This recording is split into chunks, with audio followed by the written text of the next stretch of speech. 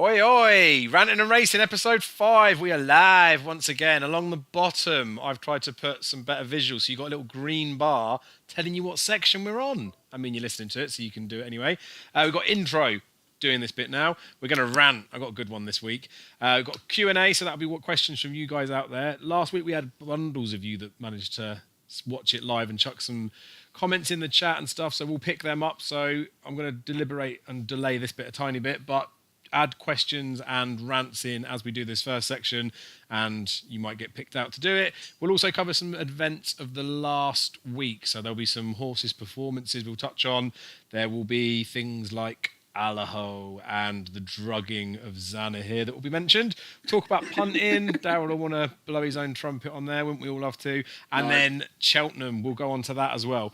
Just touching quickly on the Cheltenham stuff, I'm going to be doing another sort of anti-post insight bit because we're reaching the time of the season where there's only a few more pointers that can come for Cheltenham, but there may be some bets and things to be had. It's a good time to review.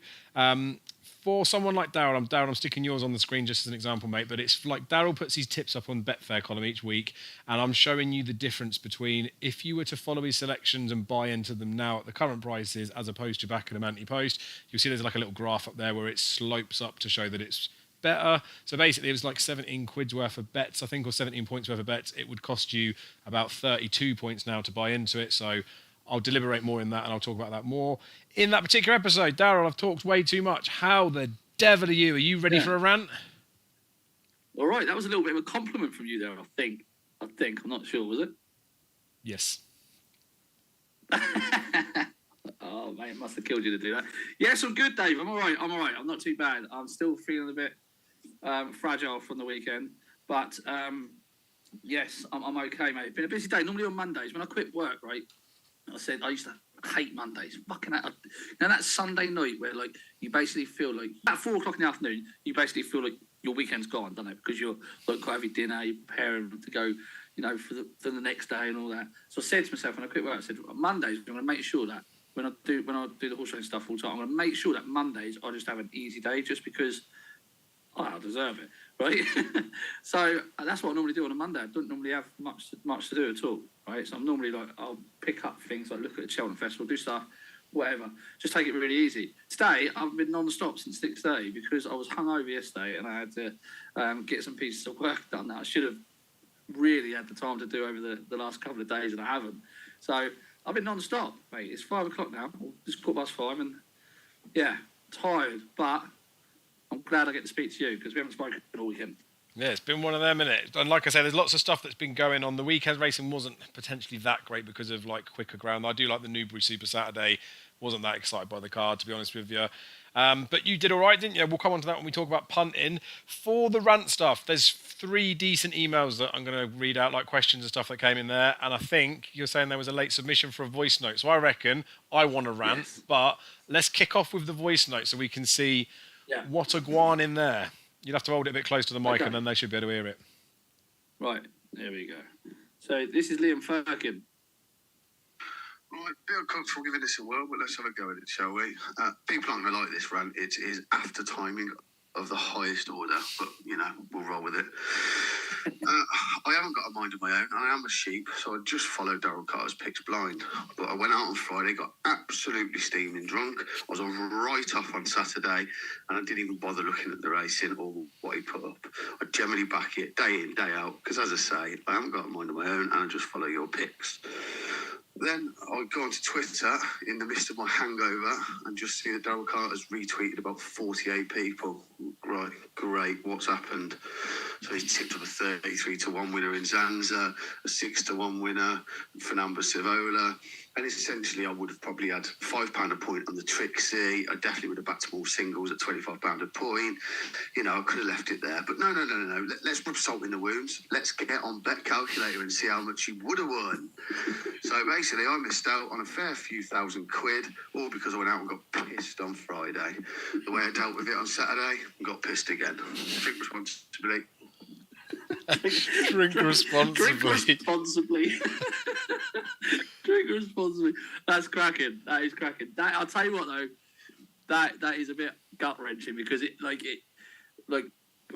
thank you to Liam for following, but it's probably not been the best of times, like at the start of the new year. Like as a tipster, the start of the new year is very difficult. Like the mind games that are played with you, because you've built up all year last year, you built up a good profit and loss, and then it starts all over again, and then before you know it, you're in the minuses, etc. And it's obviously it takes a while to really get going and stuff. So the problem is that Liam's probably not had the best month following me before that either. And this was like the big turnaround for me on Saturday. It was a big turnaround. So Liam, I'll tell you what I will do. If you DM me on Twitter, I will give you a £25 free bet if you want. So I'll pay the £25. You let me know what horse you want it on, and if it wins, I'll transfer you the money just to try and make up for it a little bit. Oh, very good of you. That's a nice gesture. Although we all know your 1 point tips are pointless. It's the 3 point tip he wants. Give him 75 quid. Get out of it. Zanza was a crack. I'm sorry, but it was a cracking price. Zanza, I just couldn't believe. I couldn't understand it. Do you know what it was? It was those things about ratings again. This is where people take ratings far too seriously, because he was rated like 143 at the time of the race or something, and Hitman's 160. People just give him no chance at all, regardless of the fact that he absolutely adores Newbury, loves good ground. He's probably easily a mid-high 150s horse at that venue, because I've seen so many people like the racing posting that writing it saying, "Oh, he's got a mammoth task to do on the ratings here." It's like, what? Because someone's put fucking 142 by his name. Like that's not do you know what I mean? That doesn't make sense, does it? Yeah, well, you're dipping into punting now, and then you almost went into rant about the BHA handicapper, so that's not a bad little transition in. I'll tell you what, though, to be fair, playing that voice note first has done us a favour, really, because it touches on the thing that really pissed me off yesterday. And it's always better with these things, isn't it? Like we touched on, especially the racing Twitter world, that sometimes you just ignore it at the time, come back to it later, or if you didn't see it till the day after, it wouldn't affect you as much, and all those types of things. But I'm not going to mention any specific names in this because I don't want to mention any particular names. People would better work out who it is if they follow the types of people, but it's not to specifically out a person. It's just really frustrating behaviour. So like Liam's touched on there, that he'll follow you blind, is a bit of a sheep. You say don't be a sheep in your Twitter profile, which I'm guessing is the reference on there. But it's good. Like we've all probably had it. We've all had someone that we've got some insight with that we're happy to back blind. Like I'll listen to you when you tell me backing horses. Do the same with Aaron, George, Jamie. There's a few people that, as much as I'm a judge myself, or I'd like to think I am, I'm happy to take other people's say on it because I trust their and value their opinion. There are plenty of people out there, though, that don't want to have their own opinion and they just want to trust what other people say, which is fine. But then you put yourself into this whole realms of you have to believe what they're saying and you have to trust what they're saying is true. And there's someone on Twitter that's done it numerous times where they've written a column or they've posted some advice up online about to do something. It's more to do with Paul's better than anything else, but they'll boom it as a winner. However, if you looked at the lines that it would take to do the bet, it would have lost you money. So the one yesterday was like a 15%, and it's just frustrating because it goes up like as a boom. Any Joe Blogs would look at it and go, "Oh, this guy's obviously in good form. I'll start looking at their selections again for the next day." It's not to mean the next one's not going to go and win, but it's the falsehood of having it morally to be able to say, if you'd have put £100 on this, not saying that was advised, but for example, if you'd have put £100 on this and I cost you £20. I'm then going to go on tweet outline, or I'm going to send you a text message and say, "Well done, mate. I've only lost you £20 today." Like it's ridiculous. It's mental. I don't understand how this person continues to get away with it. Really, like I've kept my mouth shut about this particular person for a very, very long time, and I reckon that one of the only reasons you brought this situation up today is because you wanted to get me riled up as well. Because I know that you were annoyed, but we can't mention any names because just for being decent, I suppose, for a starter. You can't just go around saying things. But this guy, I had an issue with this guy a long, long time ago when I actually helped him get into racing. I actually got him a paid gig and stuff, and then he went obviously behind my back and started contacting the companies that I worked for, trying to say that I said that he was worthy of a job, or I recommended him, etc. Which is absolute rubbish. I've still got all the saved messages and stuff, which is a little bit sad, I guess. But no, I've seen this same sort of thing from the same person time and time again, where they have advised a Paul's bet that is essentially costing you £30 to put on, say, and it's returning you £18.75 at a loss of £12.25 or whatever, and it's going as a boom, as a win. And all it is for the visual person that's quickly scrolling through Twitter that will see, oh, they've had a winner, oh, they've had another winner. And the company actually commented on that and writ a man in form. And I thought,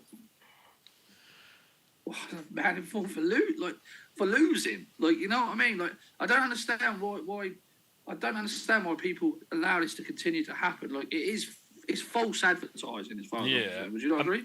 Yeah, definitely. And that's it's the tricky fine line with everything, because I don't want to have a go at anyone for doing anything, but I don't like liars, especially when you're put in a position of not necessarily authority, but it's very easy for it all just to get put down to just trolls and haters and all that sort of stuff if someone makes a valid comment that comes on those things. And there are some people that are absolutely vile in those instances. Like, you've had tons of abuse in the past, although luckily it seems to be swerving away now. But it's just one of them that I just think it's a character trait of a person if they can go out there and they can say boom when they haven't made you money, or they can morally just do these things because it's just a selfish act. They're doing it to maybe protect themselves because they're worried about their own form, or they're worried about jobs and stuff like that, which is sad, because I don't want anyone to be terrified about their jobs or anything like that. But if you were in a normal run-of-the-mill day job, you said those sort of things, and they were false claims, or you did some work and you pretended you'd done it, or you hadn't done it to the right standard or whatever, you'd get in trouble for it. Whereas I don't know, I think maybe sometimes it just gets a little bit lost in there. It's just one of them. Like I said, I don't want to be like the superhero in the cape that's going around there saying, actually, this person's points for this, or whatever it is. No. And sometimes it's a genuine mistake, but this one's not a genuine mistake. This is deliberately posting, because he did the same thing today as well. Shared today's article, said after a fantastic result yesterday, get stuck into this. And I'm thinking, stop it. Take the piss a little bit, but don't royally do it. But I know it's not my responsibility, but I like to be able to try and I don't know. I want to be able to try and protect people, because I know people like you just want to see genuine people out there doing things. You know what I mean? So many people are doing a good job and doing it out of the goodness of their heart and trying to do it. And they say they're struggling, or say they're not getting on very well, and then you see that type of behaviour and you sort of think, how are you still getting away with this? Yeah, and that's the thing with it. It doesn't matter if you're not getting winners. It doesn't matter if you've got close or whatever's come up with there, and you want to say things. They're all nice. Some people may like to hear that you got close or any of those things, but it's just there. It's when it's a false claim saying another winner or a profitable thing, and it's not. That's what just grinds my gears. Anyway, we're going to get stuck into this for far too long. I just got my little rant out of the way. This is what this is about. This bit of R&R, a bit of an opportunity for us to get it off our systems, because with these things, some people don't want to hear it, do they? But it is important to get it out your system, let it go, and move on. Otherwise, it riles you up. I genuinely feel like I'm talking to you, though. I don't feel like we're doing a skit or a bit in this part. You know what I mean? I feel like we're just having a chat in this part, which is, I suppose, probably quite good. Absolutely, and that's the way that it should be. Right, like I say, I'll go back into the email box. We'll pick up a couple of questions if that's all right from there. Yeah. Good ones as well. So we were talking about the week that's just gone. Adrian Meanings emailed in. Hi, Adrian. He's asked about, should Lucia run in the Supreme or stick to the Mayor's Novice Hurdle? No. We'll come back into that when we review the last week we talk about it, so we'll save that one. He also said, do we think the Carpenter looks like a nice prospect? That's an owner's group horse, and that one's mum is half-sister to Kemboy. So I think it's a 7-year-old, because I remember it running a point, and then it only just came out the other day. I think that ran at Exeter on Saturday. Looks all right, Adrian. I don't know whether you've got an interest in it or not, being an owner's group, but yeah, looks like a nice horse, then it could be another Kemboy-ish. So we'll cut. So that's not even really a question for you, Daryl. We'll come back to Lucia, but remember that one. We'll talk about her in terms of where we think she should run. Michael Walker, he's gone to town on this email. I haven't read it yet, so I'm going to go through it. So bear with me. This week's rant is racing. Oh, you ready? Hold on. I think I've read this one though, so you might want to read it a couple of lines on before you. No, we're going in raw uncut. We're taking this bareback prison style, right? This week's rant is racing Twitter. Daryl touched on it last week, but what a place it is. Correct. We can all agree on that.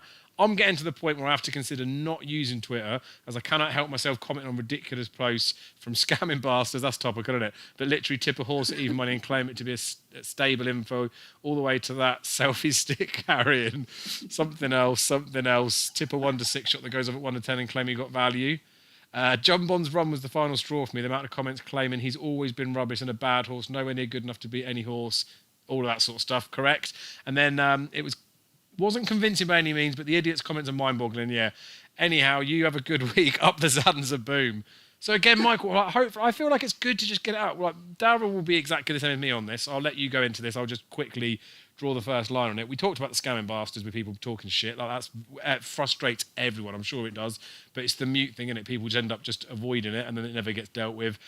And then, like, when people do talk about it, and then we have like a rant about Twitter, and you feel like you want to come away from it. That's we've all been like that. I've been like it numerous times. I think to myself, is it really worth the information or the bits of snippets of information you get on there to just watch these idiots commenting like bollocks stuff, and then you'll see them all like steamrolling, all copying each other's bollock opinion? But that's the nature of the beast, isn't it? I suppose if you put yourself into a forum where you want to discuss it with it, you're going to get people's opinions that either you don't agree with or you don't particularly value.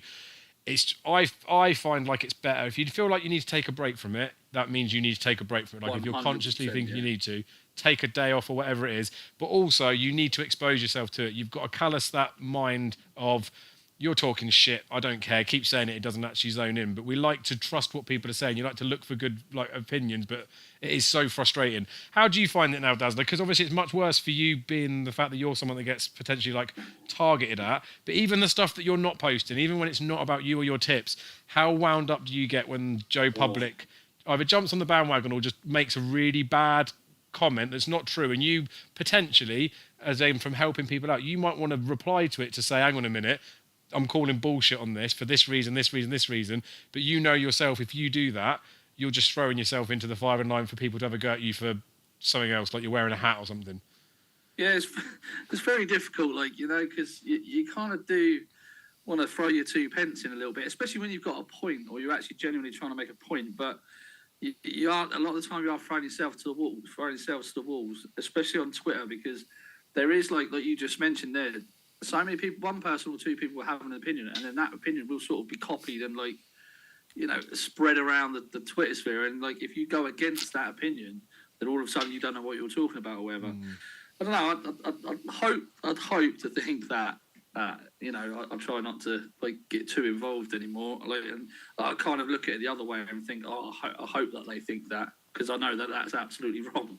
So, and the more people that think that, you know, especially a particular horse or whatever, you're going to benefit down the line, hopefully, with the price. But, you know, I mean, if Twitter could price up a market, I think we'd be millionaires, wouldn't we? It's quality to watch though, because it does take time. Because I'll change my view on people's like ability and knowledge and stuff.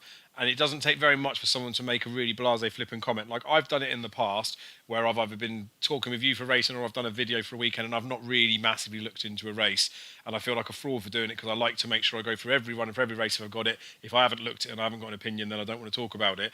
But a couple of times I'll do it and I'll think to myself, I'm just going to end up saying phrases and things that potentially like might be a bit of a case, but I'm not actually really basing it on something that I haven't gone back and watched some runs or something, and it makes me feel uncomfortable. So I always stop myself from doing it. I'd rather just say I haven't really looked at it or anything like that, because no one cares. Like, no one cares whether you've looked at a race or not. But if you're going to start spouting out about it, at least have done the research, and then you get a few people that will say something that's just wrong. They'll get called out on it, and then they'll defend their wrong things, saying, "Oh, there's no need to be like that. I was being sarcastic, can't you sense?" and all this sort of stuff. And you think, I just wish I'd never even acknowledged it. Anyway, that's a good one. A lot of Twitter's first reaction, isn't it? So, like, something had happened and bang, they're straight on the keyboard. Like, it's first reaction. So I think that's what gets people riled up, really. Yeah, on the flip side of that though, I do like that. Like, I think it's important to like timestamp how you felt at the time about certain things. Agree, but you don't always need to throw it at someone else. Do you know what I mean? I agree, but if that's the method that someone has, like they would like to say it, that's fine. But it's the ones that say it, delete it, take it back after they've been proved wrong. You think, just if you've said it and you thought that at the time, doesn't matter if you're right or wrong in theory. But if you're wrong and you've been found out as it, just say, just hold your hands up or not care about it. It's a learning curve, isn't it? It's the ones that I don't know, act like it never happened. Anywho, I love these rants. I thought I'd calm down a little bit, but he's really pissed me off there. Should we move on to the next one? Yeah. What is it? This is a peach. This is exactly why I wanted this set up, to be honest with you. Joe, this is the money. Not really on topic with Cheltenham. Doesn't matter. Not everything's about Cheltenham, Joe. Jesus. Not on topic with Where Cheltenham have and you been, everything. Joe? Where have you been? It's not really on topic with Cheltenham and everything, but because it makes me laugh. I remember working in the betting shop. Sorry, it's probably not going to be that funny. Not on topic with Cheltenham and everything, but why is it every time there's a Kempton all-weather card, I tune in 2 minutes before post time, and they're still in the parade ring every meeting, for fuck's sake? It's so true, isn't it? It is true. That is true. And Kempton there was still like pondering around. You'll flick on, right? I do this all the time, right? So I know a race is going off at like 5:30, yeah. And like, say I'm busy around the house doing something, right? I'll make sure I'll wait until like 5:28 or 5:20. I don't know if anyone else does this. 5:28 or 5:29. Or even when it just flicks to 30, and then I go, right, I better get that race up now. Get up on my phone or whatever. Get up on the computer. And I'll sit there and go, what the fuck are they still doing? Walking around. No jockeys on the backs. What's going on? Oh, there's another fucking delay at Kempton. So there's going to be another 5 minutes. So I have to sit there for 5 minutes. But the reason that I'm trying to bloody time it until like 29 or 30 is because I don't want to listen to all the rubbish before it. I just want to see the race quickly and get on with it. Yeah. But that happens particularly at Kempton. Yeah, it's never changed. Like I say, when I used to work in the betting shop, and I'm used to see it lots with the dogs. Like you'll see them go parade. There'll be the trap time, and then they'll move up and down. They'll go for a few more laps because they're waiting for a race to go and all that sort of stuff. It does feel like the all-weather racing does get treated like a dog track, and it is just for the bookies in the shops. That if there's a race going off in South Africa that's delayed, and they can just wait 2 minutes, they must radio down to them and just run everything bloody late or something. But that's the problem if you're betting on that crap, innit? Stay away from the flat. Stick to Cheltenham. Cheltenham will be on time. And if Cheltenham's 5 minutes late, it's 5 minutes more Cheltenham. The annoying thing with it is, though, especially from the trading perspective, where I have looked at meetings on a day, right, and I've had to like dip into markets in and out, just have a look at stuff, try and read things that are going on. There might be a jumps race, say at 2:10, that I'm interested in. There might be an all-weather race at 2 o'clock. I look at the all-weather race at 2 o'clock. By the time it's finished, I go on and I'm like, fucking hell, Stratford's finished. and then that, like, you have to just pick your battles, don't you? But yeah. I'm glad that came up, to be fair, because I used to see that in the betting shop and I love that it's not changed. Another one of those things, though, you just get callous to it, didn't you? You know that if Kempton's on at 6:30, like you say, flick on at 6:30 and you can watch them go to post. Yeah. Boom, right. We're going to flip. That's good ranting this week. I feel good. We'll go on to the Q&A, but there could be some rants in here. So let's have a quick look on YouTube. I'm aware that the stream's not the best, so there might be a delay with us, but I think the sound is hopefully okay.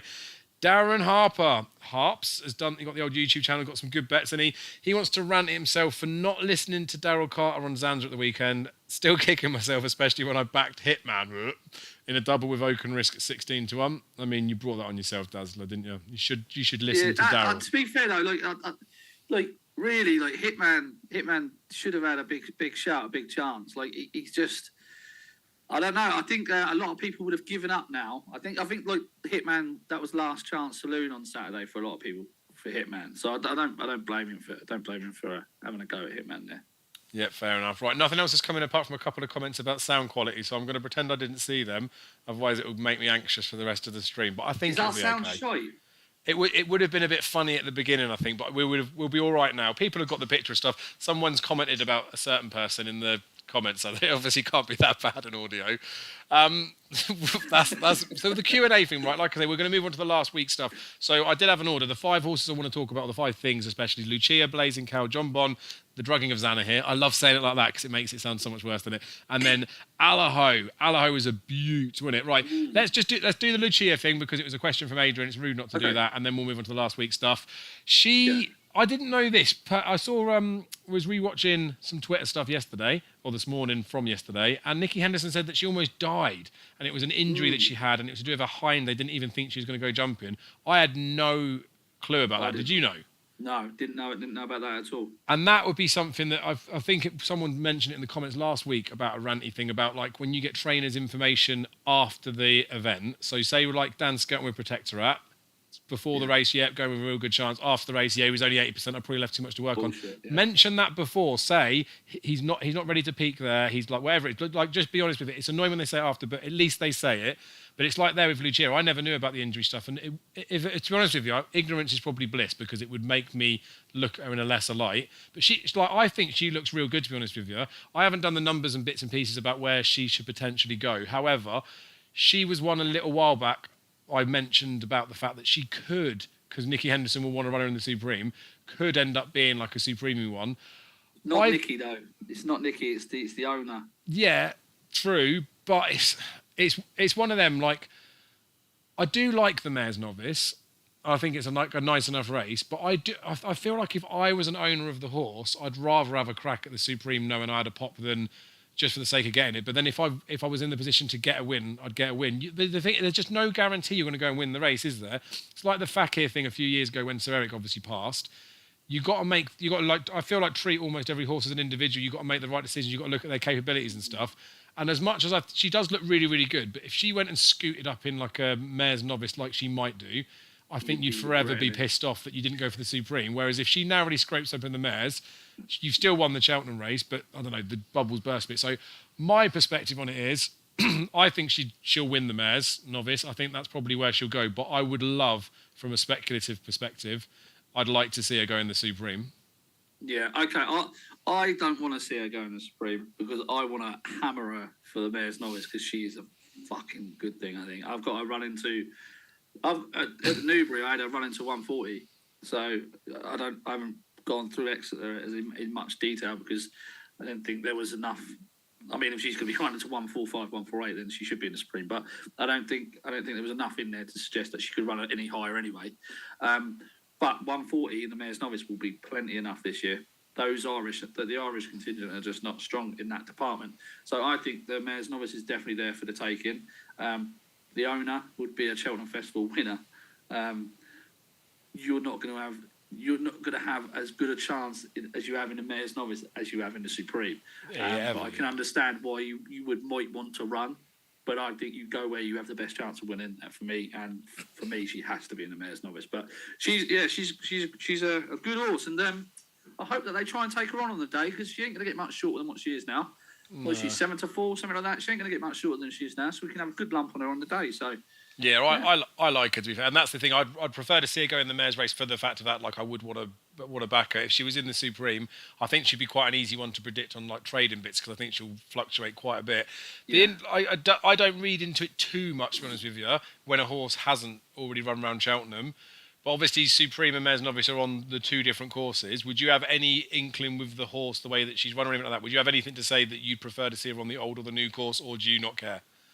No, not really. I think she's got a bit of stamina in there for the new course. She's got a bit of speed for the sharp end of the old course. No, I don't think it would really matter to me.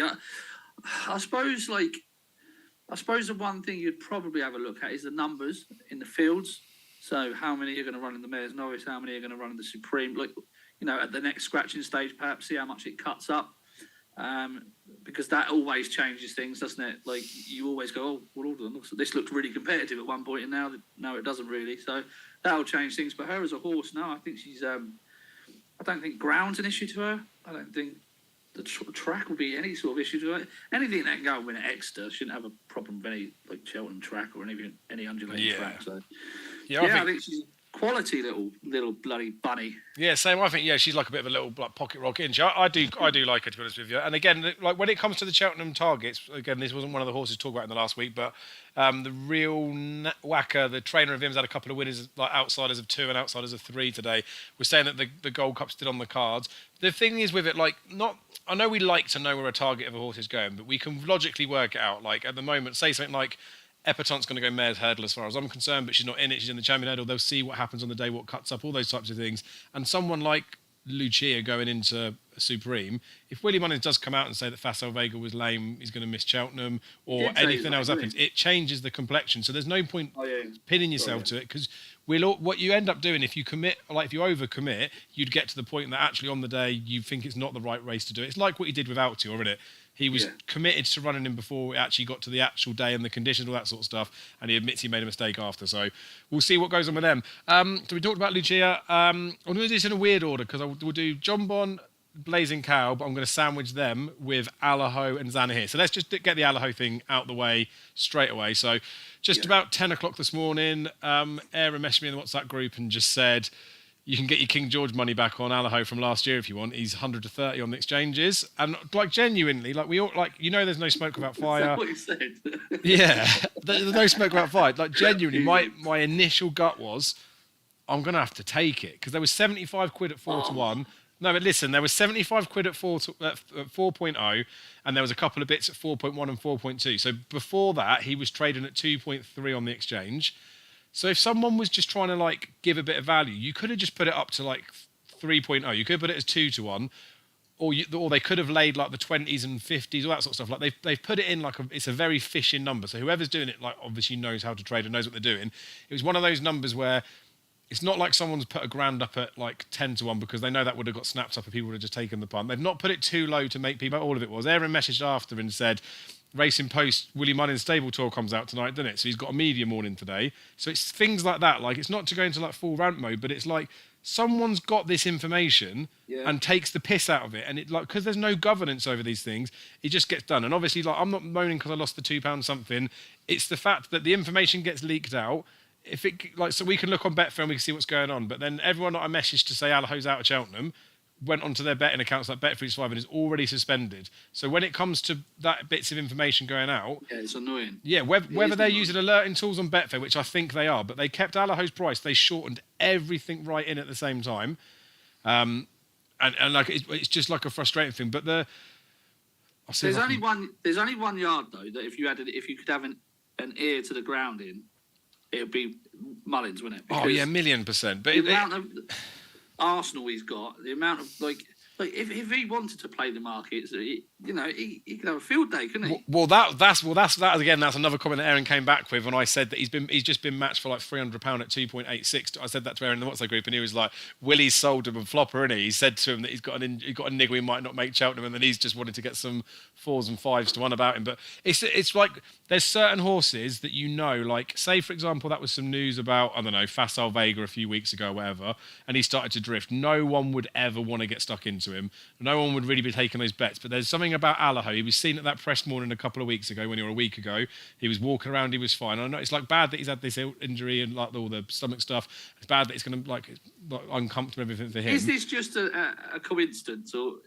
Well, we don't know because he was out working, but like it could be coincidence stuff. But it's in there. It's like he's the type of horse that even in those moments you get people that are like clutching. But it was just very clever of the person that put it in at 4.0 because it was enough to get like a few hundred quid or a couple of £1,000 trading up and down. Because some people were like, I'm happy to take a bit of a risk on this. Like I wanted to see if I could get some like reaction off the back of it. And that's not why I tweeted to do anything about it, but I was just interested to see what happened. But it happens over and over. It happened with Forheen a few years back, didn't it? When he was out the Champion Hurdle and there was a full investigation at his yard because that wasn't a media morning. This is a media morning. There's going to be, I don't know how many people there. Let's just say there's 10 media outlets that would have been invited. One of those 10 has instigated this.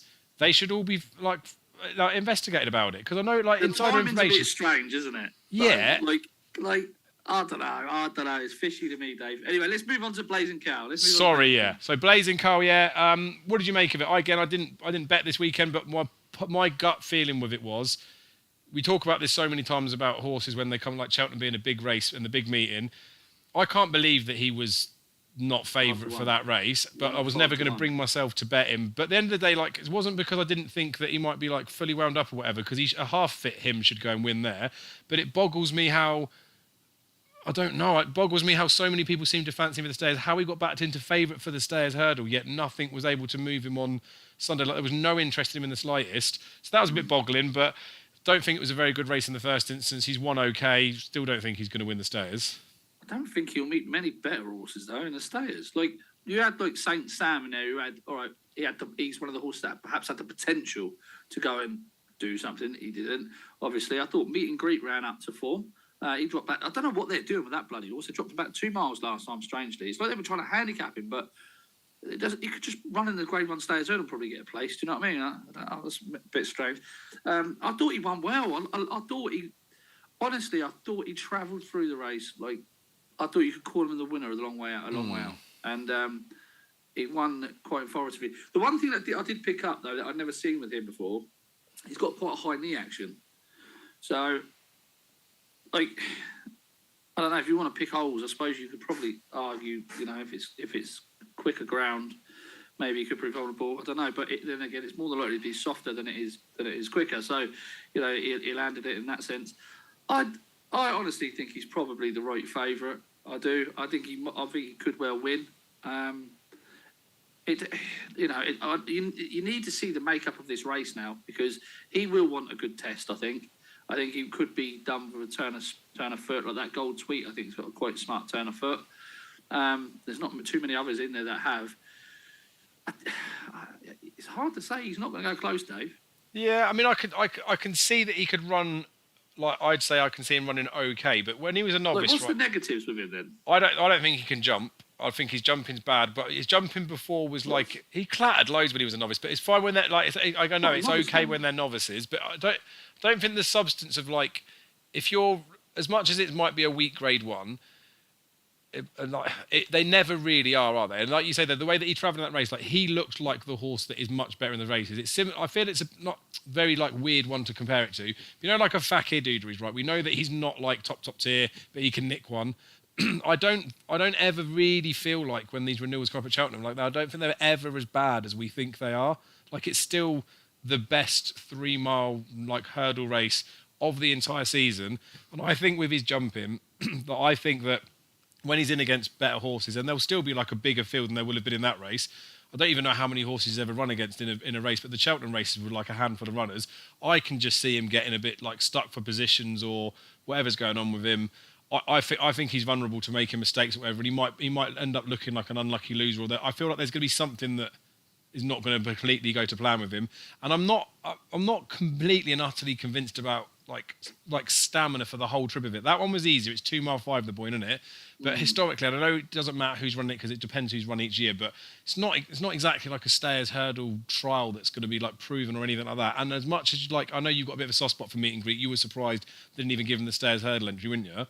But you were about to say it's meet and greet. Yeah, and that's what I mean about it. I would still, I know this is like probably mental to say, but I would still say Paisley's run at Kempton was miles better than that run, even though Paisley's had the shitty run in between. But tactically, the French trainer said they knew what they were trying to do, or there was a couple of them saying they knew what they were trying to do to try and get Paisley beat.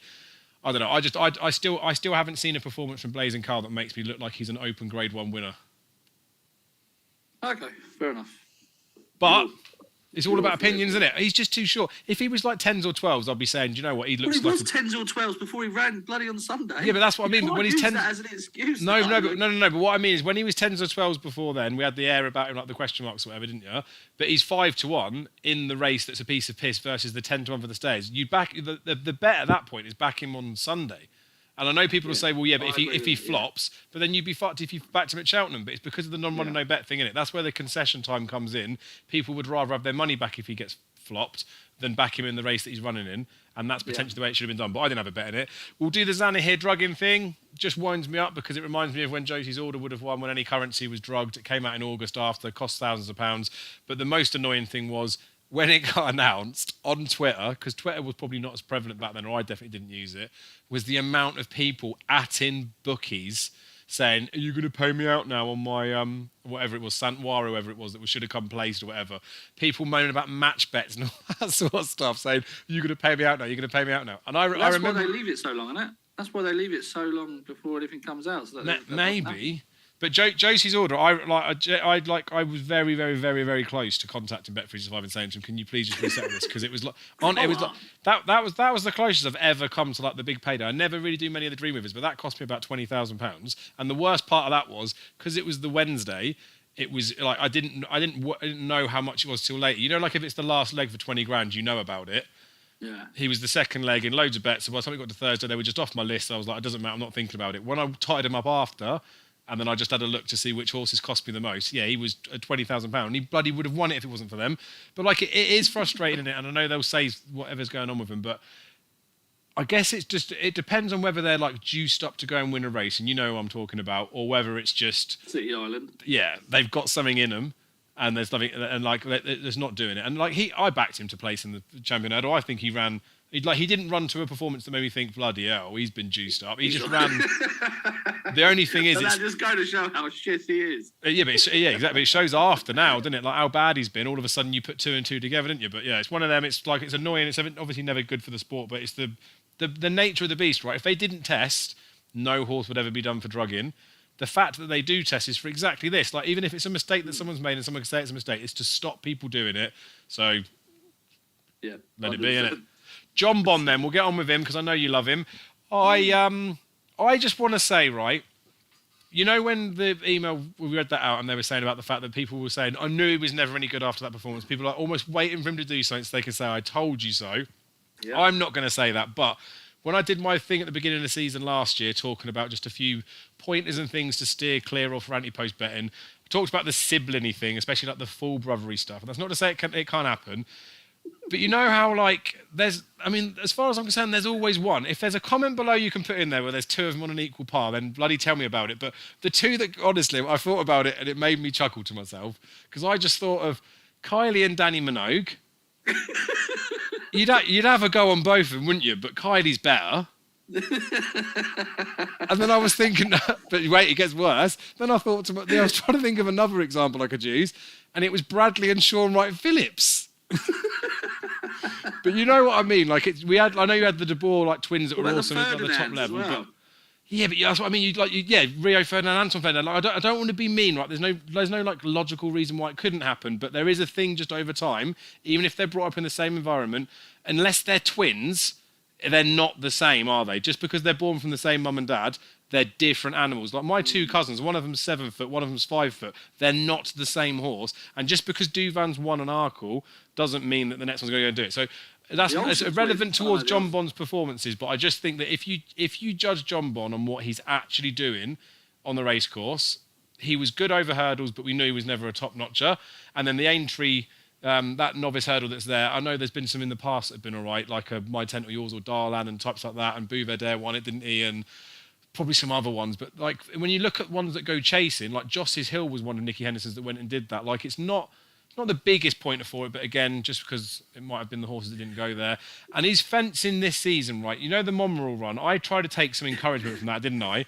Just saying that if Monmerel had running that, he would have picked up another novice chase. He's been woeful since. So I just think that like I was always looking to take Jonbon in the Arkle market anyway. I have now got more to the case of like what he did on Saturday, as far as I'm concerned, is just what I think Jonbon like could or would do. The fact he's done it there and not at Cheltenham has got to be a positive. Because we talk about these novices making mistakes, they've got a chance to change tactics or do whatever it is. And the fact that his price has now gone out off the back of it probably puts him to a nearer, like accurate price of what he should be. This is where when we talk about the value stuff, like the El Fabiola's gone the complete and utter opposite. After Dublin Racing Festival, I had a few mates saying 9-4 still good value on El Fabiola, which arguably now it probably was. But El Fabiola's like can be a bit of a nutter at times, can't he? But he looks like he's a much improved horse compared to last season, whereas Jonbon just still looks the same. He always looked like a good horse. I just don't know if he's that good. But I wouldn't be, if I was backing Jonbon for the Arkle, I wouldn't be that worried about what he did in that race. I wouldn't be that worried about what he did in that race. I thought it was a little bit of over-exaggeration from a lot of people, to be honest. I see him going to 2-1, and I thought that is an overreaction going out to 2-1. Like, but the thing with Jonbon with me is that I gave him a clean slate this year, and now everybody's been so up his arse, right? It's fucking annoyed me. He's so up his arse. He hasn't even beaten anything. And this is the problem. This is a big problem. Like you look at El Fabiola, what he's already beaten in Ireland, right? The form is just miles above anything that I suppose anything that we could offer over here, because we don't have those decent horses anyway for Jonbon to beat. So and he has beat whatever he's beaten comfortably. So you can't really beat him with that stick too much. But I'm very much like you. I thought that the Aintree run against El Fabiola should have set alarm bells ringing, really, for people of Jonbon, I think. Now, I know you can argue he came off the back of a run in the Supreme, but you've also got El Fabiola, who came off the back of a Tremor maiden heavy ground hurdle. Stepping up into Grade 1 company on good ground. It only, he got within a neck of him. That should have set alarm bells ringing for people to say that, all right, he's been beaten 22 lengths in the Supreme by a monster. He's now narrowly won at Aintree. Maybe he's not quite the top notch we thought he was going to be. He will be a slightly bit better over fences, of course he will. But I think, again, there's this will and this want from people with this horse. Because they missed out on him in the Supreme, all those backers now move on to the Arkle. It happens every single year with horses that get beaten in the Supreme when they're well fancied, well touted by a lot of people. They follow the horse the following year, and all of a sudden he has to be, because they've already got preconceived ideas. Do you get what I mean? And they're not willing to adapt or change their opinion. You could say the same about me. I was against Jonbon last year, but I did give him a clean slate this year. I just like for me, I just don't think the level he sets is surpassable. It's not surpassable. Yeah. There's something out there that could be a lot better. And that's where I think it comes in again to the fact of like timing and whether you want to get stuck into stuff. Because you mentioned when we did the Jonbon video last year over hurdles that you had backed him pre-season because of probably the Duvani thing, and they would talk about all the right words. He did that schooling video, didn't he, at the beginning of this year? And I was saying, "You fuck me," like he jumped like a proper absolute worldie. But then his debut against Monroe, I didn't see him jump as well. Like he hasn't jumped as well as he ever did in that schooling video. I know it's like a different kettle of fish, but I just mean that at the beginning of the season, I know Paddy Power paid out, but 6-1 at the beginning of the season, not knowing what he's up against and not knowing what he can do, compared to potentially like 2-1, 5-2 now, knowing full well what he could do. If I was going to back Jonbon, I'd probably rather back him now than at the beginning of the season going up and down, because you almost want it to look better because you've backed him anti-post than it actually was. I think the Arkle's going to be an awesome race. I'm buzzing about the festival because I think there's so many good betting mediums. I think there'll be lots of horses that will fluctuate.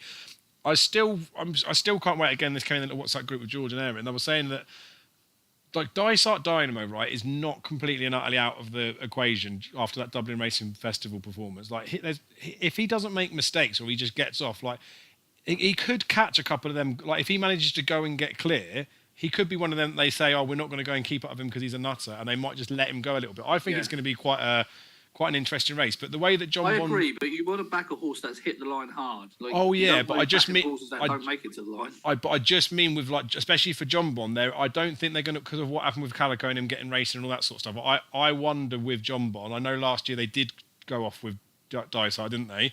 I wonder whether this year they're going to not. And then I wonder again with a betting perspective. I reckon you could. I don't know. He might get a solo out in front, don't you? Yeah, and that's the thing. Well, it's a backing running, isn't it? But then when it comes to the betting running, if him and Jonbon do go, Dysart and Jonbon do go together, Dysart clatters one of the first two, and Jonbon's got a free roll in front. All of a sudden, I think he goes probably quite short. But then who knows? It's exciting, isn't it? But I wouldn't be worried about his run. To be honest with you, I like to see like horses like make mistakes or battle and do all those sort of things. It shows their constitution, and you get those horses. Not saying constitution would ever do it, but you get those horses that once they've been proved that they can do it, and they still get their head in front. Like even the Aintree run, right? El Fabiolo, I do think maybe could have gone past him without the hood and all that sort of stuff. But at the end of the day, he didn't. Jonbon did win that race, so they're all like positive traits to take out of a horse, aren't they? So and he still run numbers that would be very competitive in Arkle. Anyway, let's move on to. Hold on. Before we move on quickly. Because this conversation didn't go the way I thought it was going to go, right? Do you fancy Jonbon for the Arkle? No, I don't fancy him.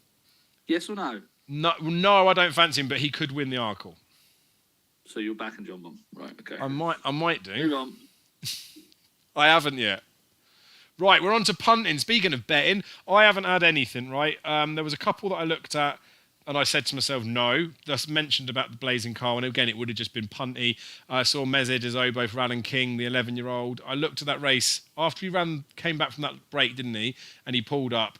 I thought to myself, that's him, gone.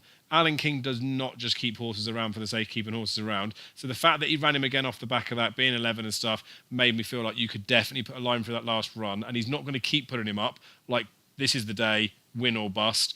And I just thought to myself, Dave, you cannot be betting like this off the back of it when I'm trying to be a bit more disciplined. So I left him. So the two that I could have bet at the weekend, I left. And the reason that Zanza won, we've said this every single time.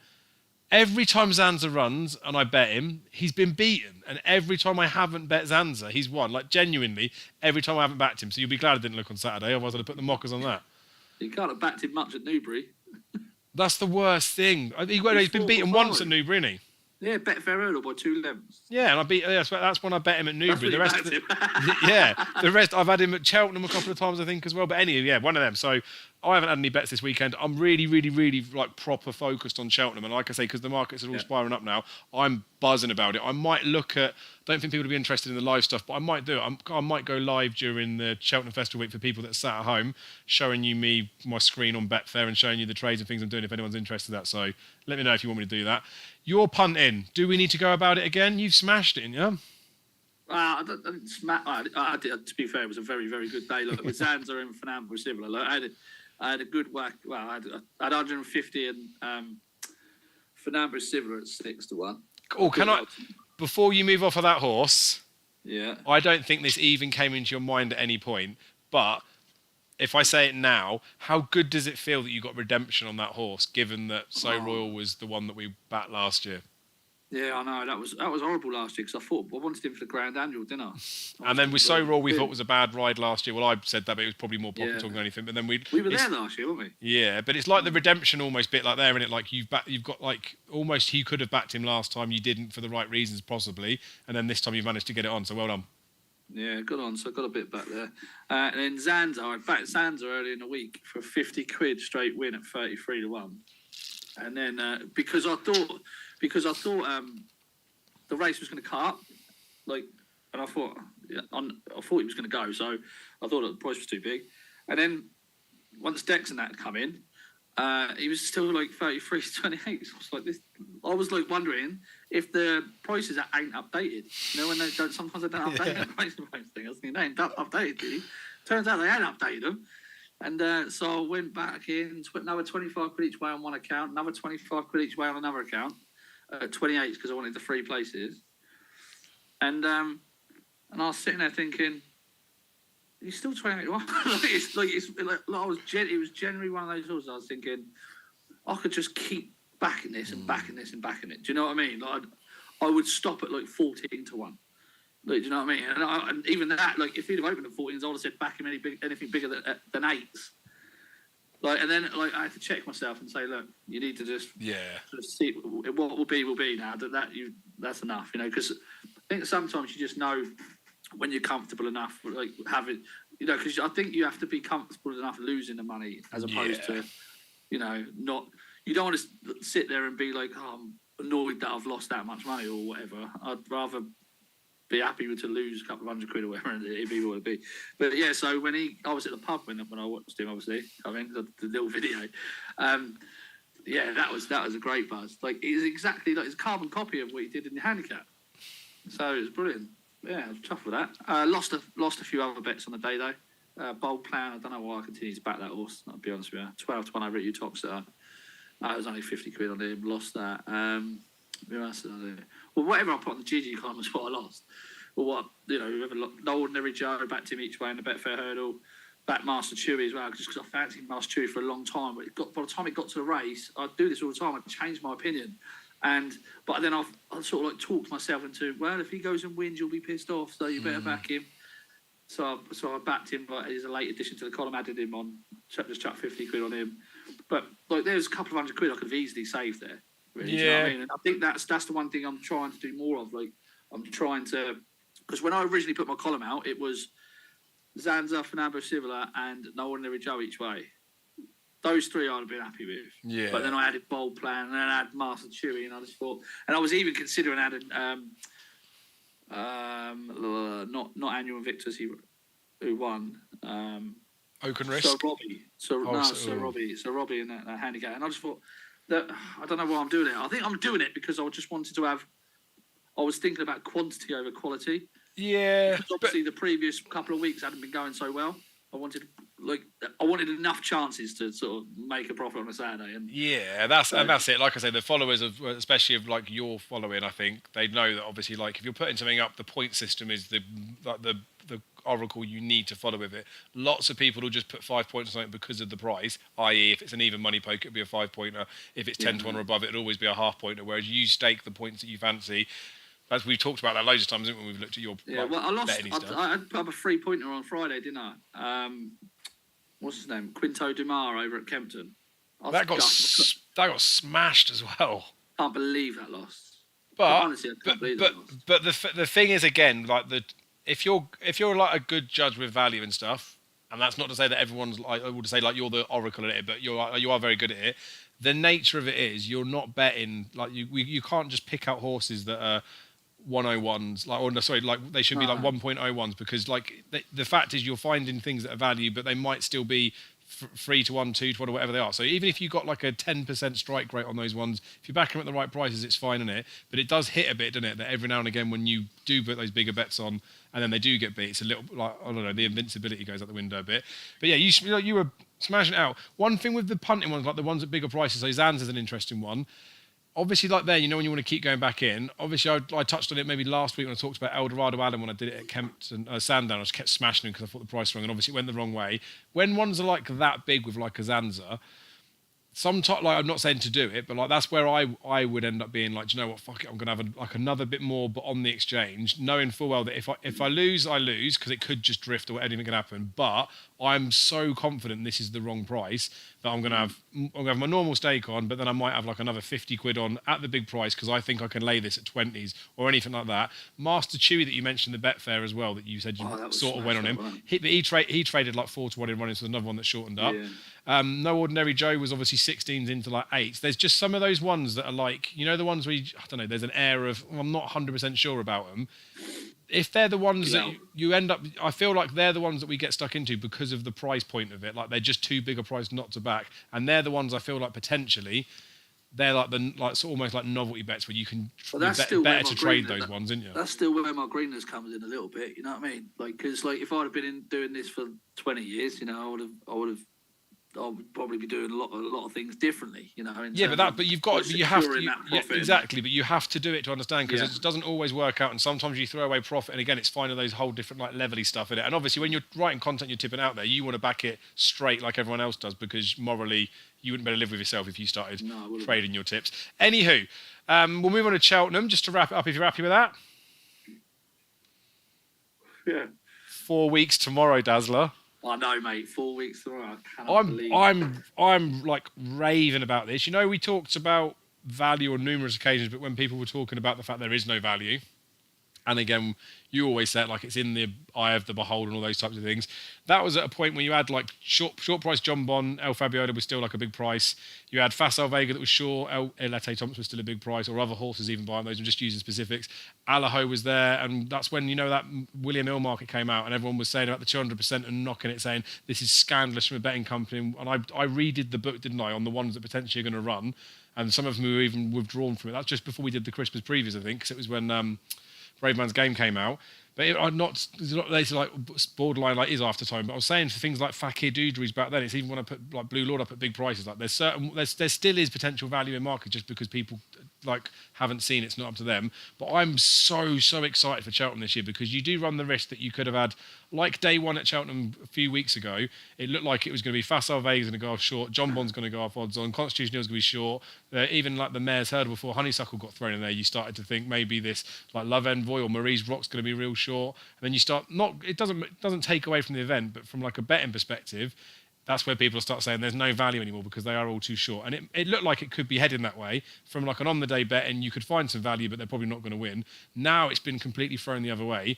I'm so excited to get stuck in. There's so many horses, there's so many races now that are going to be like 3 or 4 to 1 the field, where you looked a couple of weeks ago and they could have been like odds-on favourites in every single one of them. I can't wait to get stuck in. I'm like, I don't want to be like too confident, but like I'm so much more confident about smashing up Cheltenham this year compared to last year. And I did all right last year, but I fully think I'm going to hammer the granny out of it, because there's so much more like movement. That's what we like to see, go. boy. That's the confidence. You need the confidence. Nothing in this game without confidence. Yeah, nothing. But it's definitely coming. And again, like your columns, the classic example of it, things like Banbridge and things like El Fabiola, like you put them up at the right times of the year. Like, not saying you've ever gone off of El Fabiola at any point, but you put those bets in at like further in the beginning of the season, knowing that everything can happen in between. They can disappoint, they could do bits and pieces, they might not go to the target race or that sort of stuff, but it comes good towards the end. And from when it comes to this punting stuff, the recency bias is it's just scandalous when it comes to these sorts of bettings. When the proper markets come up, the people that know what they're doing will start betting, and that's where I feel like I've got so many ins on so many races, because there'll be so many horses, as far as I'm concerned, are down here in price because they won last week, whereas they should be sort of up here, and there'll be horses up here that should be down here. And I reckon every race is going to be 3 or 4 that I can get stuck into for relatively low risk. So I'm well excited about it.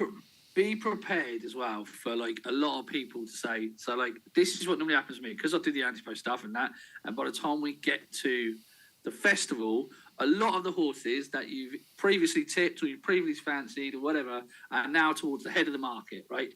So a lot of people will then come out and say, all you're doing is tipping the favourites. All you're doing is tipping the favourite. And it's like, They weren't like in December. Like, you know what I mean? Like, what am I supposed to do once against the favourite? Go, oh no, I don't want to back that now. Or no, I don't like that now. Or that won't win now because it's favourite. Like, it's nonsense. Like, that's what we're about to start getting now because the preview nights and all that come around. Or they're just tipping the favourites or whatever, you know. But you got to remember, like, I always think of Cheltenham as like a 3-month game. Like, it's, you know, for 3 months you have, and then you get to the day, and those are the prices. But you've seen all the information as to why they're the prices on the day, regardless whether they're favourites or not. You know what I mean? You need to, ideally, and suppose you want to get them to be favourites for the day, don't you?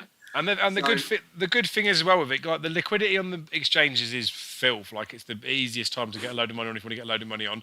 But even going into betting shops and stuff. A couple of weeks ago, I went into Back a Dog. So I know it's slightly different, but went into Back a Dog. They had prices online at Ladbrokes. They did have prices in the shop, but the guy didn't know how to use the screen.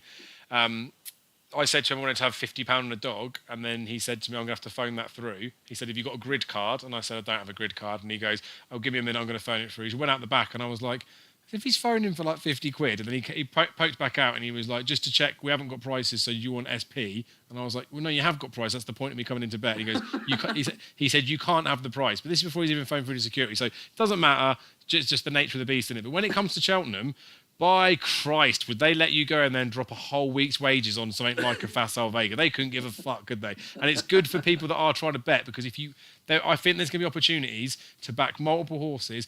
William Hill do like the first 5 home and stuff, didn't they, in some race? They did it with Honeysuckle last year. There was a woman on Twitter, I can't remember her name, but she does lots of trading stuff, that showed how you could back every horse in the race to make money. And I think it was like maybe like a 20 or 30% return on investment. So she just went into William Hill's on their terminals and just was having like 1,500 quid each way on honeysuckle and stuff like that. But no one was batting an eyelid about the stakes that are going on, because they don't care, do they? Fucking hell. So I'm going to try. I'll try and look for a few of them, and I will do that for the 4 days as well. Talk about some bets you can get on in betting shops with promotions, and I'll say to some people, these are what I would suggest and recommend you do. Because as much as plenty of us will be at Cheltenham, I'm only there on the Friday. There'll be plenty of us that are sat at home or down the betting shop that can rip these off. Dave, let me ask you, right? Who is your nap next best in each way for the Cheltenham Festival at the moment?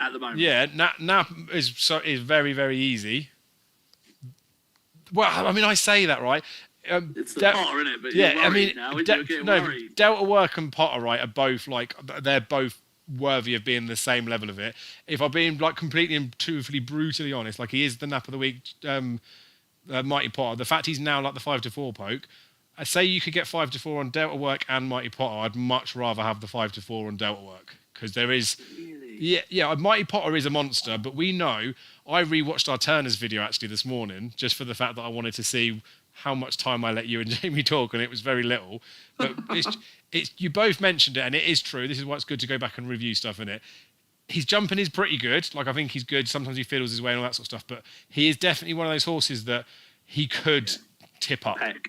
Yeah, or do something, and it's just that. Whereas, and I'm saying this now, watch Delta Work go out the first. Delta Work will never go down, and I've said that. I shouldn't have said that. Everyone's been killing me.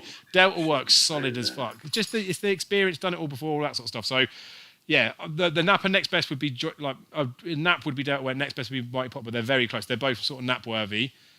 One at a big price is really tricky, because I still really like Dawn Rising for the Albert Bartlett, but he just keeps getting bigger and bigger on the exchanges, so I don't think he's going to go there. That Michael Purcell race that is no longer a marker towards the Martin Pipe, that's on the 23rd of February this year, so I'm interested to see if he gets entered in that, because Joseph used that for Front View a few years ago. See where he goes, but I don't know, you've caught me. Want a double figure price. I'll say it, actually. I still Echoes in Rain shouldn't be 10s. She'll win the Mayor's Hurdle. No, she doesn't stay 2.5 miles. She'll win the Mayor's Hurdle. Anyway, same question as you. Nap next best at a big price. Okay. I'm with you on Potter. Mighty Potter gotta be like the way he came past me at Dublin, Dave. I think he's a monster. Next best, I reckon it's for me in the bumpers. I just think he's very good. Mm-hmm. I think he's class. And I do you know what? I think he's gonna be one of these horses as well that they like. You'll just see him go off at like 4-1, and like you'll walk away at the end of the day and go, how the fuck does that go off at 4-1? Like, so I'm happy with that. I think Cider Burley, if Cider Burley lines up in the Stayers Hurdle, Like, look, on what planet is 100 to 1 at the moment? Right for Cider Bunny. Yeah, Look, agreed. I understand he might not go. Right, I understand he might not go. And if he was mine, he'd be in a handicap. But like, JP hasn't got any representative in the race unless he buys that gold tweet. There's only 2 Thames qualifiers left. One of them is this week. Cider Bunny's almost certainly not going to run on that, is he? So the other one's at Chepstow, which is normally bad ground. I can't see him running there. So I can't see him getting qualified for the Thames. He's 11 years old. He comes good in the spring. He's got probably the strongest staying hurdle form on offer with that ancient Grade 1 win just last year. Loves Cheltenham. Like, in a race like this, how bad this is, how is he 100 to 1? Like, that's yeah, wrong. no, it's wrong, isn't it? And like you say, if it goes and runs it, and the good thing is when they're those sorts of prices, you don't have to have very much on to prove the point, do you? 5 each way, or 250 each way. And no one can put you off a 100 to 1 shot, surely. I can try. When you said about the big prize ones, right? There's we'll wrap it up after this because we're already over the hour, but that's fine. Couple of things I want to just like it's going to wind people up probably more than anything, but let's just fuel the fire. So Manella Crooner, I did put up for the National Hunt Chase, right? This horse, I know he's an absolute dog. Watching him in the finish the other day, I don't know what he did to Sam Ewing was on him, wasn't he? What he was doing, I thought the saddle was slipped or something, but he was like bucking and stuff. Sam Ewing was like sliding forward, but I don't know if you watched it, but like he was just in his own little race with him and the horse that was like behind the leader, wasn't he? And then off the back of the last, he was like, I reckon I can catch him, and then started to go a bit. And that obviously, like, it's a lot further in National Hunt Chase. I just think this horse is just relentless. And then I was looking at it thinking, like, who else is like a horse like that could go there? And I laughed at myself because I was thinking of Mr. Coffee. And then 2 days later, Nicky Henderson said they're going to target him for the National Hunt Chase. So imagine Manella Crooner and Mr. Coffee both dogging each other out in front. But if they genuinely, they could both go like 50, 60 clear, because I think they've both got like engines and they just stay all day. But then neither of them will run a win, will they? But one of them will. But yeah, I still think Crooner's massive. And it's like, so this and another horse both wind me up, right? The other one less so. But right, Manella Crooner, when I was tipped him, right, people were saying to me, Kim Muir. And like, I don't mind replying to people. He was rated 142 before that run to qualify. He was going to qualify and he was 4 to 6 favourite, so he might get a hike. He's 145 in Ireland off the back of that run. It's 145 the ceiling in the Kim Muir. Why are people like not saying you can't say stuff to me, but it's got a fucking ceiling on it. The race has a ceiling, and you're saying no, it's his Kim Muir horse. I was like, it's not, is it? Like he won't be able to run in the bloody Kim Muir. Anywho, he's definitely going there. If he wanted to run him in the Kim Muir, he would have run him somewhere and dogged him. But you have to know, like, you've got to know your horses to an extent. He is not a horse you could ride around and stick out the back of a race. Like, you couldn't intentionally ride that horse, tell him what to do, because he just does what the fuck he wants. And you saw it with Sam Ewing in the end. I still like him National Hunt Chase. I genuinely think he's got a chance. He'll be hilarious watching him in Mr. Coffee. And then the other one that's not as annoying because it might end up happening, Gordon's already said he's putting Albert Bartlett, is that Favori de Champdeur, isn't it? He's like, he's been nibbled a bit in the Martin Pipe betting as well now, but I still think he's too old for the Bartlett.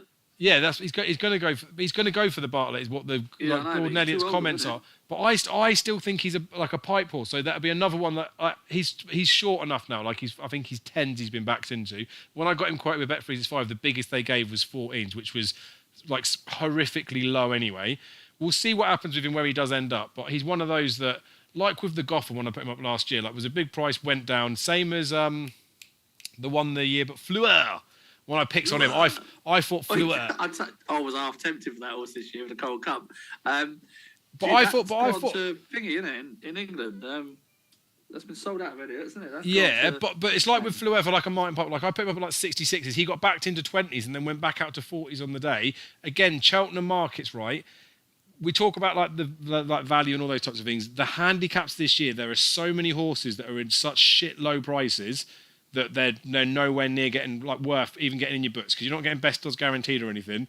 Sky Bet ballsed up when they did the Martin Pipe betting the other day. They did best odds guaranteed and on one and no bet, because a mate of mine backed that Dawn Rising in there. I mean, I'm sorry, that Favori de Champdeur. But yeah, I'll be interested to see where he goes. But so I still like him at like a big price if he goes to the Martin Pipe. But if he goes there, he's on too many people's radars, isn't he? But honestly, Manella Crooner's got like, I can't believe he's 20s. Do you genuinely think he'd beat Gaillard de Menzel? Gaillard de Menzel's like, I don't think he's that good. Don't call him a dog and then try and back it up with Manella Crooner. I know he stayed in that Irish Gold Cup, but that Cheltenham fort is The Cheltenham form behind Long Press 8 is just rock solid. I'm sorry. But I never like it. I don't like when a horse's best form is because it got beat by something. Yeah, but he's going over an extra 7 furlongs, isn't he, though? So it'd be fun. Listen, wouldn't you like it if all the horses could go where we wanted them to go instead of where the trainers think that they should go? Oh, imagine they did it like what's it they do with the basketball? Is it a draft or something when they get everyone together and then you get to pick people? We do that. We all sit round and then we can pick 5 horses. Oh yeah, you could do it. The trainers get to pick 1 horse each where they want them to go, and then as it goes round, it'll be like, right, I'm picking one from Willie Mullins. Appreciate it. Run him in the fucking national lunch chase just to piss everyone off. Yeah, that's the problem, though, isn't it? Because you do things to piss other people off as opposed to do things where you think a horse should go. The sabotage. Like, oh, I know that geezer put that up for that, so let's stick him in the... But I tell you what, because the Cheltenham Exchange did it on their Twitter page, right? They started sharing the votes about like the markets, and it's like it was a month before. Like they're doing it for the 28 days of February, the 28 races. Like it's a real smart thing to do. It's even better because they did it just before the Dublin Racing Festival, so obviously things have changed. But you could 100% you could tell off the back of a vote where people would want to send horses, and you can also tell off the back of the vote where people have backed a horse for definite. That's it. That's what you should do. I tell you what, though, your Betfair thing. That'd be more fun rather than the bloody trainer saying, "Oh, we'll make a decision late." But the Betfair thing you did where Kevin was on there, Kevin Blake. You were like I like him anyways. Like I think he's a good judge. I like the fact that when he's like talking, like he actually listens, he pays attention rather than being on his phone. That's not to say anyone else on there's done that, but some people just aren't like give a shit about what other people are saying. So it was nice to see the exchange between the two of you. But like the Banbridge thing was decent, wasn't it? Because he was saying on there, like, you were talking about the ground and all those types of things, and then he was saying, obviously, if it came more of a test, would he be more Turner? So, like, it's all the right, like, questions that punters are thinking and stuff.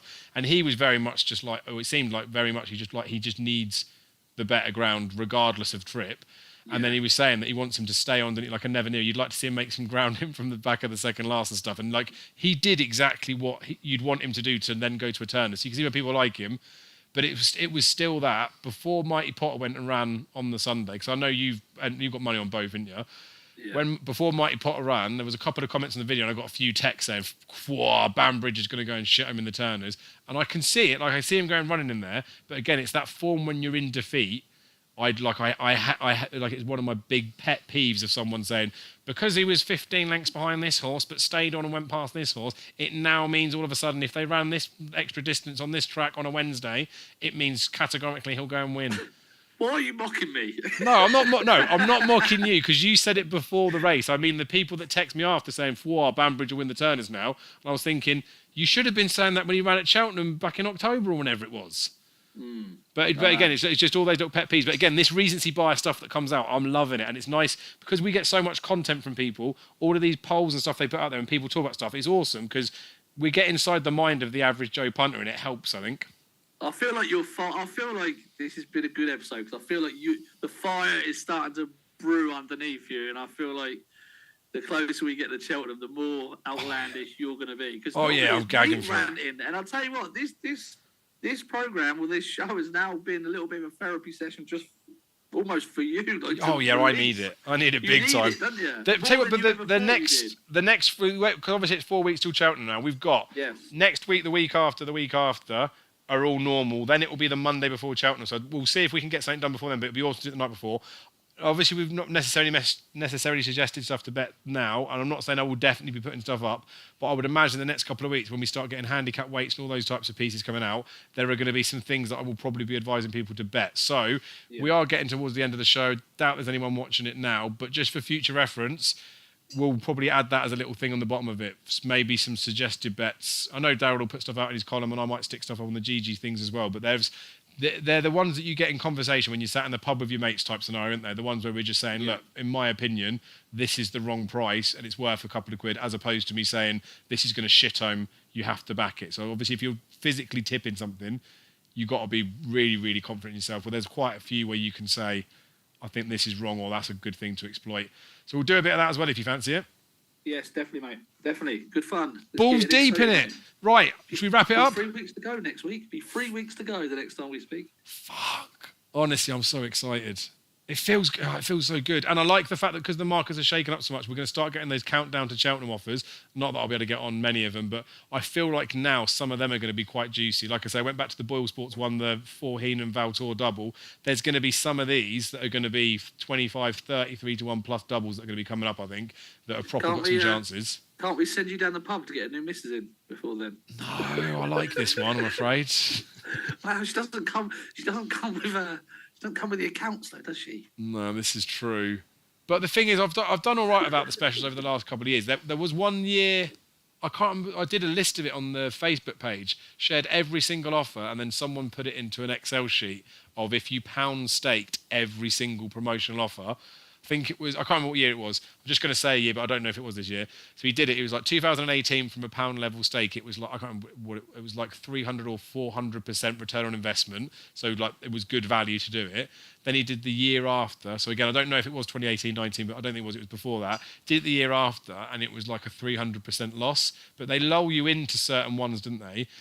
My favourite thing, they don't do them so much now, my favourite thing was, when you'd see like a company, say it was Betfair, and they'd always be putting the same horse in every one, like they did it a couple of years ago or a few years back with Tiger Roll. Tiger Roll was in every one of their boosts, and then you get people on like again on Twitter and stuff going, Tiger Roll's fucked, and then why? What have you heard? Well, Betfair have put him in every single multiple, so we can't win now, can he? I'd say the one this year I reckon will be Honeysuckle. For the Loads of boosts for that, yeah, probably. But the thing is, I don't know, but I would imagine they won't need to promote her to get people to back her. I feel like with their anti-post books, they've got a better balance now, but they used to use these specials just to get cover, I guess, on ones that they like we'll see the bookies, they react on what other bookies are doing in terms of price.